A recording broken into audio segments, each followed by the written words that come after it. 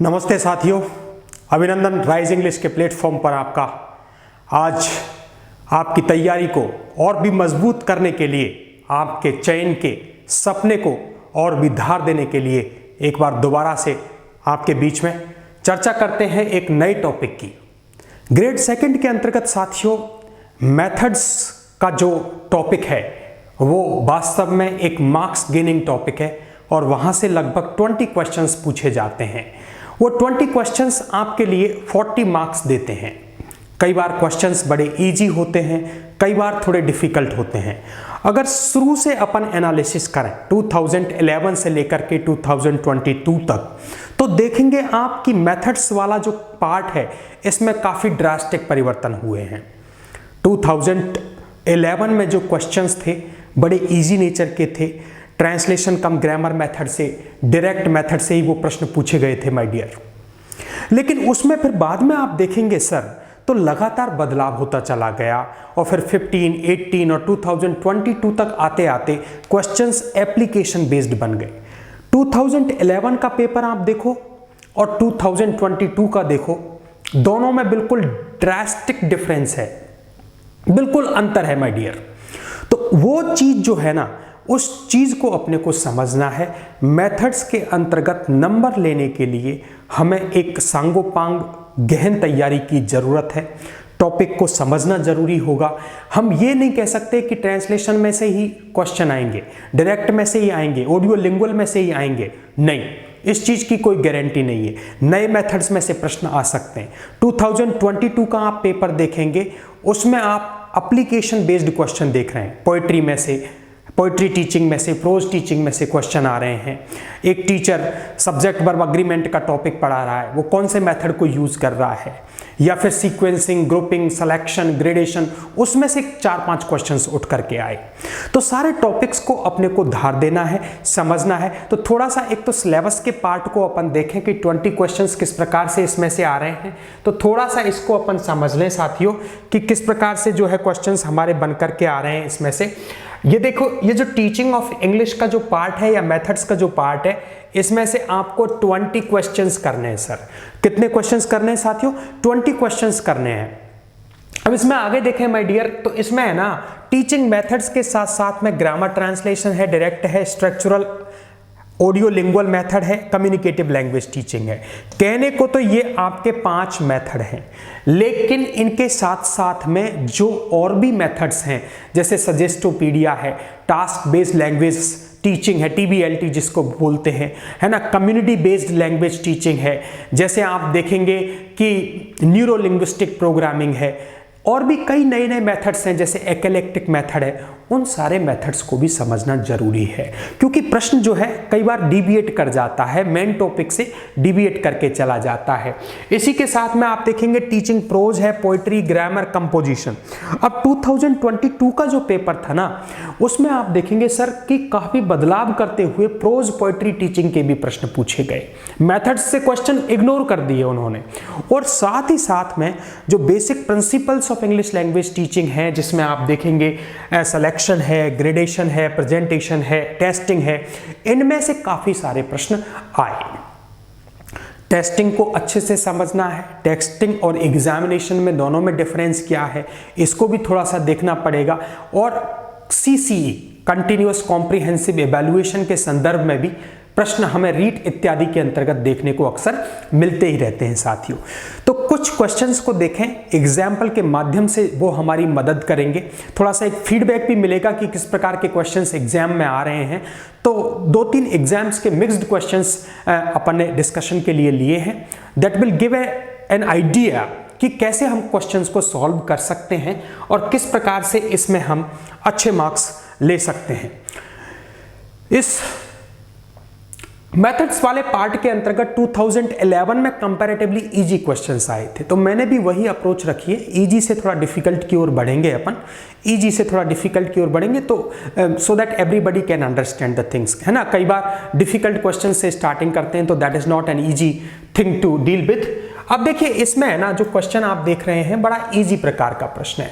देखिए, in the grammar translation method, grammar translation method में क्या होता है? ग्रामर ट्रांसलेशन मेथड इसको कहते हैं। इसको ट्रांसलेशन कम ग्रामर मेथड भी कहा जाता है। इसको हॉर्स एंड बग्गी मेथड भी कहा जाता है। इसको ग्रामर मेथड के नाम से भी कई बार जाना जाता है। ये ओल्ड मेथड के अंतर्गत आता है। इसमें ट्रांसलेशन की प्रधानता रहती है। इसमें जो ग्रामर है वो डिडक्टिवली पढ़ाई जाती है, यानी कि उसमें रूल पढ़ाए जाते हैं, एग्जाम्पल्स नहीं दिए जाते हैं तो बहुत कम दिए जाते हैं। तो ये कुछ बेसिक चीजें हैं जो आपके दिमाग में तुरंत तैर जानी चाहिए। जैसे ही क्वेश्चन आया तुरंत दिमाग में क्लिक कर जानी चाहिए सारी की सारी चीजें, क्योंकि प्रश्न जो है, प्रश्न को बिल्कुल अपने को युद्ध की तरह लेना है और एक अपनी तैयारी को जबरदस्त धार देनी है साथियों। आइए, तो ग्रामर ट्रांसलेशन मेथड के अंतर्गत क्या होगा? Reading writing receive the major focus. Reading writing पर बहुत ज्यादा फोकस रहता है। देखते हैं और भी ऑप्शंस देखें। स्पीकिंग लिसनिंग, नहीं सर, स्पीकिंग लिसनिंग पर मेजर फोकस कहां पर होता है? डायरेक्ट मेथड में होता है साथियों, वहां पर ज्यादा फोकस होता है इन चीजों पर। स्पीकिंग रिसीव्स, बिल्कुल नहीं, अभी रिजेक्ट कर दिया हमने। लिसनिंग रिसीव्स, बिल्कुल नहीं। तो आपका ऑप्शन क्या हो गया सर? ए ऑप्शन सही हो गया। और वैसे भी मैं आपको बताऊं, रीडिंग और राइटिंग पर वास्तव में ज्यादा ही फोकस होता है। कहां पर? इस टीजी मेथड के अंतर्गत, ट्रांसलेशन कम ग्रामर मेथड के अंतर्गत, या ग्रामर मेथड जिसको भी कहा जाता है, इसके अंतर्गत ट्रांसलेशन पर विशेष फोकस होने के कारण रीडिंग राइटिंग पर भी विशेष फोकस होता है इसके अंतर्गत। आगे देखें, 2011 में ये प्रश्न आया है, वहां पे ट्रांसलेशन कम ग्रामर मेथड के और डायरेक्ट मेथड के ज्यादा प्रश्न आए थे चैंपियंस। तो आइए, बड़ा इजी प्रश्न है। In the grammar translation method, grammar कैसे? देखो मैंने अभी आपको बताया था, आपको याद हो तो, ग्रामर जो है ट्रांसलेशन कम ग्रामर मेथड के अंतर्गत ग्रामर पढ़ाई जाती है। ग्रामर उसके नाम के अंतर्गत ही शामिल है। यह भी प्रश्न बन सकता है कि किस मेथड में ग्रामर की प्रधानता बहुत ज्यादा रहती है। ट्रांसलेशन कम ग्रामर मेथड के अंतर्गत, उसके नाम में ही ग्रामर जुड़ा हुआ है। लेकिन इसमें ग्रामर जो पढ़ाई जाती है ना, वो डिडक्टिवली पढ़ाई जाती है साथियों। डिडक्टिव का मतलब क्या होता है? डिडक्टिव का मतलब होता है खूब सारे रूल्स, एग्जाम्पल्स बहुत कम, एग्जाम्पल्स न के बराबर। तो स्टूडेंट क्या होता है, वो उसको रट लेता है। अपन लोग किस मेथड से पढ़े हैं? इसी मेथड से पढ़े हैं, इसीलिए अपने को टेंस की परिभाषा आती है। लेकिन हमसे कोई अगर एक पैराग्राफ लिखने को कहता है तो उस पैराग्राफ को अपन रट लेते हैं। हम लेटर को रट लेते हैं, हम रिपोर्ट को रट लेते हैं, हम स्पीच को रट लेते हैं, हम सारी चीजों को रट लेते हैं। क्यों रट लेते हैं? क्योंकि टेंस की परिभाषा आती है हमें, हेल्पिंग वर्ब आती है हमें, नेगेटिव बनाना आता है हमें, लेकिन हमें यह नहीं पता कि हम उन सेंटेंसेस को जोड़ जोड़ के कैसे। क्यों? क्योंकि रूल्स पता है हमें बनाना नहीं आता।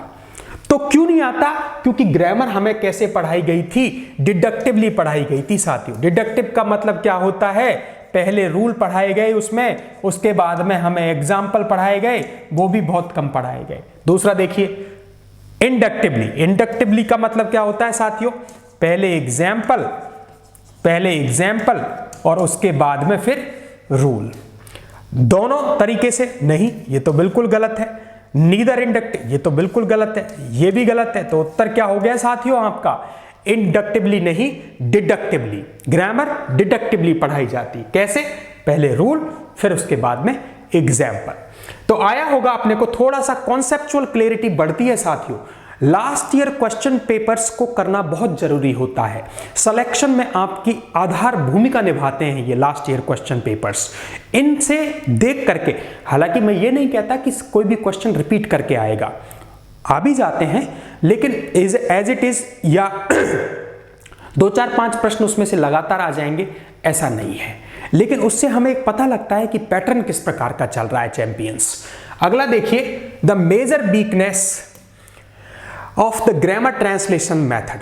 अब ये जो जीटी मेथड है या ट्रांसलेशन कम ग्रामर मेथड है, इसकी वीकनेस क्या है, इसकी कमजोरी क्या है? कमजोरी को देखिए ऑप्शंस से। आप भी जानते हैं कई कमजोरी हैं, जैसे लिसनिंग पर ध्यान नहीं देता, जैसे कि ये प्रोनाउंसिएशन पर ध्यान नहीं देता, जैसे स्पोकन पार्ट पर ध्यान नहीं देता, इसमें फॉरेन लैंग्वेज का प्रयोग बहुत कम होता है या न के बराबर होता है, इसमें मदर टंग की प्रधानता है। कई कमियां हैं, लेकिन इनमें से कौन सी है? It does not provide equal consideration to all the 4 language skills. 4 language skills कौन से हैं आपके? L, S, R, W। ये पॉइंट अच्छा है, ये कमी है वास्तव में। Provides ample scope learn oral, नहीं, ये नहीं होगा। The written aspect of the language is almost completely neglected। नहीं, ये भी नहीं होगा। The teacher need not necessarily be the master of the target language, teacher से संबंध नहीं होना चाहिए।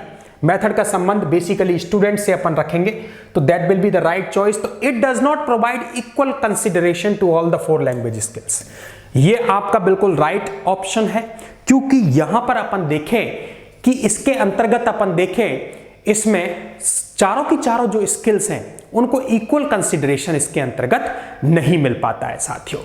आगे अपन देखें, समझें, अगले क्वेश्चन को समझें किस प्रकार से प्रश्न पूछा गया है। अब देखिए 2011 में जो नेक्स्ट क्वेश्चन आया है वो आया है, which one of the following is not a common feature of the direct method. Direct method का कॉमन फीचर नहीं है, नॉट को भी याद रखें, कॉमन फीचर है या नहीं है। तो यहां पर ऑप्शन में क्या लेना है, नहीं है, डायरेक्ट मेथड की वो विशेषता नहीं है। साथियों मैं ये एक्स्ट्रा एडवाइस दे दूं आपके लिए कि जब भी अपन देखें ना क्वेश्चंस को तो अच्छे से रीड आउट कर लें। ये नॉट है ना, नॉट कई बार प्रश्न में प्रॉब्लम कर देता है, कंफ्यूजन कर देता है, कई बार हमारे जानते बूझते हुए गलती करवा देता है, आते हुए प्रश्न को गलत करवा देता है। सावधान रहें इससे।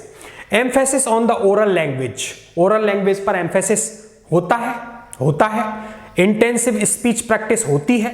Exclusive use of the new language, intensive reading practice, reading practice पर इसकी जो है वो नहीं होती। तो ये इसका नॉट वाला फीचर है, ये इसका नॉट वाला फीचर है, ये इसमें होता है, ये इसमें होता है। Exclusive use of the new language, new language यहां पर थोड़ा सा कंफ्यूज करने के लिए लाया है ये आपको, ये टारगेट लैंग्वेज भी लिख सकता था। टारगेट लैंग्वेज का मतलब यहां पर इंग्लिश ही है। न्यू लैंग्वेज का मतलब क्या है साथियों, जो नई भाषा अपन सीख रहे हैं वही तो है, और बच्चे नई भाषा कौन सी सीख रहे हैं, इंग्लिश सीख रहे हैं, तो इनका तो सबका प्रयोग होता है। यहां पे ओरल लैंग्वेज का खूब प्रयोग होता है, स्पीच की भी खूब प्रैक्टिस होती है, और न्यू लैंग्वेज यानी कि इंग्लिश जो है, टारगेट लैंग्वेज जो है उसका भी खूब प्रयोग होता है। लेकिन रीडिंग प्रैक्टिस के लिए जगह नहीं है, वो कॉमन फीचर नहीं है डायरेक्ट मेथड का। तो उत्तर क्या हो गया आपका, उत्तर हो गया साथियों डी। आइए आगे देखते हैं अपन, इसमें देखें the grammar translation method pays little attention to. Little का मतलब हो गया नो, लिटिल का मतलब हो गया no.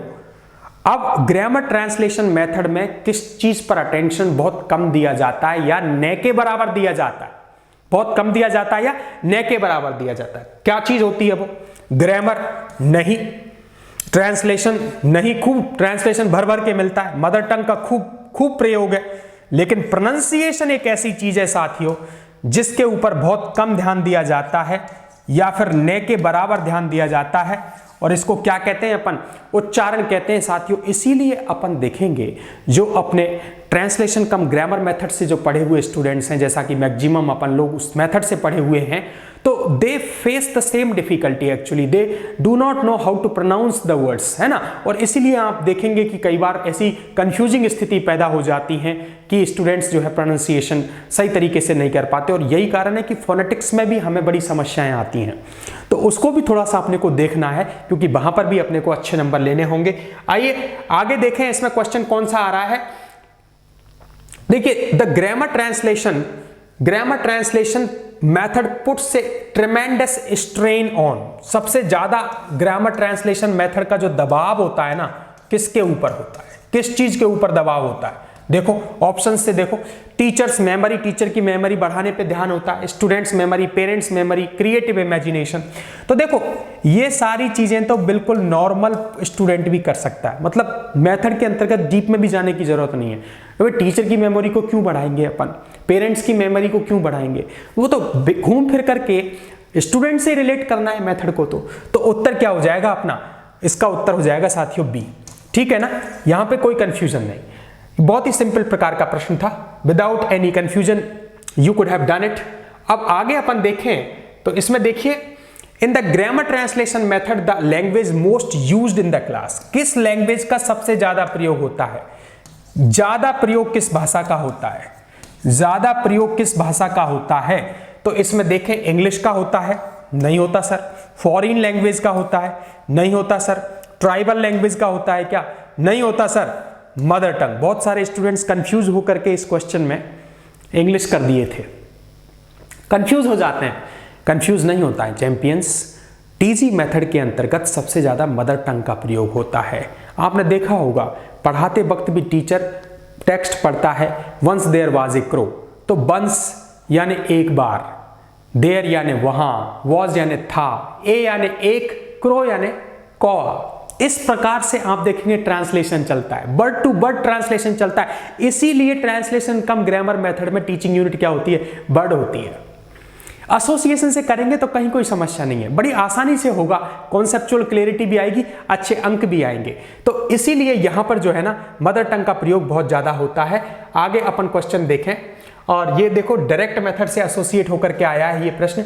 Direct method puts emphasis on, direct method जो है किस पर जोर देता है, मदर टंग पर जोर देता है क्या, नहीं। रूल्स ऑफ ग्रामर पे देता है क्या, ग्रामर के रूल्स तो वो सिखाता ही नहीं है। डायरेक्ट मेथड के अंतर्गत रूल्स ऑफ ग्रामर होते हैं क्या, बिल्कुल नहीं होते श्रीमान। कहां पर होते हैं सर, टीजी में होते हैं ना सर, खूब रूल्स हैं। लेकिन डायरेक्ट मेथड में रूल्स हैं क्या, नहीं है। क्या है, प्रैक्टिस है, एग्जाम्पल्स हैं, खूब प्रैक्टिस है, एग्जाम्पल्स करो आप, एक्सरसाइजेस करो वहां पर। तो दोनों में बेसिक। ट्रांसलेशन इन हिंदी बिल्कुल नहीं होता सर डायरेक्ट मेथड में। तो क्या होता है, डायरेक्ट यूज होता है इंग्लिश का मीनिंगफुल सिचुएशंस में आप यूज करिए, इंग्लिश का मीनिंगफुल सिचुएशंस में यूज करना। इसीलिए ओरल प्रैक्टिस पे जोर होता है। कहां पे, डायरेक्ट मेथड में ओरल प्रैक्टिस पर खूब जोर दिया जाता है। आगे देखें, अगला क्वेश्चन देखें। तो ये जो है Indian learners of English generally suffer from the following weakness, क्या होती है, उनमें एक समस्या होती है कि एक सामान्य रूप से समस्या पाई जाती है। जो इंडियन लर्नर्स होते हैं ना इंग्लिश के, वो इस पीड़ा से, इस वीकनेस से, इस कमजोरी से पीड़ित होते हैं साथियों, इस कमजोरी से पीड़ित होते हैं। कमजोरी क्या है देखो, inability to understand pronunciation, think they know everything, ये तो हो ही नहीं सकती भाई, ऐसा तो सोचते नहीं है बेचारे। अंग्रेजी के मामले में तो बिल्कुल नहीं सोचता हमारा एवरेज स्टूडेंट कि मुझे सब कुछ आता है, कोई भी नहीं सोचता है ना। डू नेट चैटिंग, नहीं ये नहीं है। राइट ईमेल्स, ईमेल लिखते रहते हैं। इनएबिलिटी टू अंडरस्टैंड प्रोनाउंसिएशन, वास्तव में प्रोनाउंसिएशन को लेकर के समस्या बहुत सारे स्टूडेंट्स से अपन कम अक्रॉस होते हैं, मिलते हैं, और कई बार हम में से कई साथियों की भी समस्या होती है कि सर CNN IBN को हम नहीं समझ पाते, BBC लंदन को नहीं समझ पाते। तो there are some difficulties in pronunciation, ये एक जेन्युइन इशू है और जेन्युइन प्रकार का एक प्रश्न पूछा है एग्जामिनर ने। तो इसको अपन लेफ्ट हैंड से कर सकते थे चैंपियंस, है ना, कहीं कोई कंफ्यूजन नहीं था इसके अंतर्गत। और ये देखिए 10th क्वेश्चन अपन देखें, communicative competence includes, communicative competence जो है उसके अंतर्गत क्या होती है, कम्युनिकेटिव लैंग्वेज टीचिंग CLT एक मेथड है, ऑडियो लिंगुअल टीचिंग एक मेथड है। CLT का जो कॉन्सेप्ट था वो डेल हाइम्स ने दिया था, कम्युनिकेटिव कॉम्पिटेंस के ऊपर वो आधारित है। आपको बोलना है, उसके अंतर्गत फ्लुएंसी का महत्व है, ग्रामर का उसमें महत्व नहीं है, उसके अंतर्गत नेटिव स्पीकर जैसी बात नहीं करते। तो कुछ कॉन्सेप्ट्स हैं उसके। अब देखिए कम्युनिकेटिव कॉम्पिटेंस में क्या चीज शामिल होती है, केवल ग्रामेटिकल नॉलेज नहीं, both grammatical knowledge and the ability to use this knowledge to perform different functions, बहुत शानदार है, देखते हैं। लेकिन only abstract grammatical knowledge, abstract का मतलब अमूर्त नहीं। लिंग्विस्टिक कॉम्पिटेंस नहीं, लिंग्विस्टिक कॉम्पिटेंस का तो कम्युनिकेटिव कॉम्पिटेंस से संबंध है ही नहीं, क्योंकि लिंग्विस्टिक कॉम्पिटेंस का संबंध तो ऑडियो लिंगुअल मेथड से। लेकिन यहां पर मैं एक प्रश्न पूछूंगा आपसे कि लिंग्विस्टिक कॉम्पिटेंस का सिद्धांत किसने दिया था। याद रखें साथियों, यह पूछा हुआ प्रश्न रीट में भी आ चुका है, नोम चॉम्स्की। ये हमारे बड़े ग्रामेरियन हैं इंग्लिश के अंतर्गत, यूनिवर्सल ग्रामर का सिद्धांत इन्होंने दिया है। ट्रांसफॉर्मेशनल जनरेटिव का कॉन्सेप्ट भी नोम चॉम्स्की ने ही दिया है। तो लिंग्विस्टिक कॉम्पिटेंस का सिद्धांत भी नोम चॉम्स्की ने ही दिया है। लिंग्विस्टिक कॉम्पिटेंस का सिद्धांत जो है ऑडियो लिंगुअल मेथड के सिद्धांतों के अंतर्गत प्रमुखता का एक काम करता है। तो देखिए इसके अंतर्गत आपका ऑप्शन हो गया बी सही, both grammatical knowledge and the ability to use this knowledge to perform different functions. Grammatical knowledge भी होना चाहिए और उस नॉलेज का विभिन्न फंक्शंस में उपयोग करना भी आना चाहिए। ये कम्युनिकेटिव कॉम्पिटेंस वाली बात थी। तो ये इसके अंतर्गत कुछ क्वेश्चंस थे साथियों, और जिनसे माध्यम से हमें कुछ बारीकियां समझ में आएंगी। यद्यपि बहुत ज्यादा क्वेश्चंस डेप्थ से नहीं आए, टीजी के थे, कुछ डायरेक्ट के थे, एक दो क्वेश्चंस थोड़ा इधर उधर से था। बाकी 2011 में क्वेश्चंस का जो स्टैंडर्ड था वो मीडियम टाइप का था, लेकिन बाद में ये स्तर थोड़ा डिफिकल्टी की ओर बढ़ा, उसकी भी अपन चर्चा करेंगे डिटेल में। बहुत बहुत धन्यवाद साथियों जुड़ने के लिए।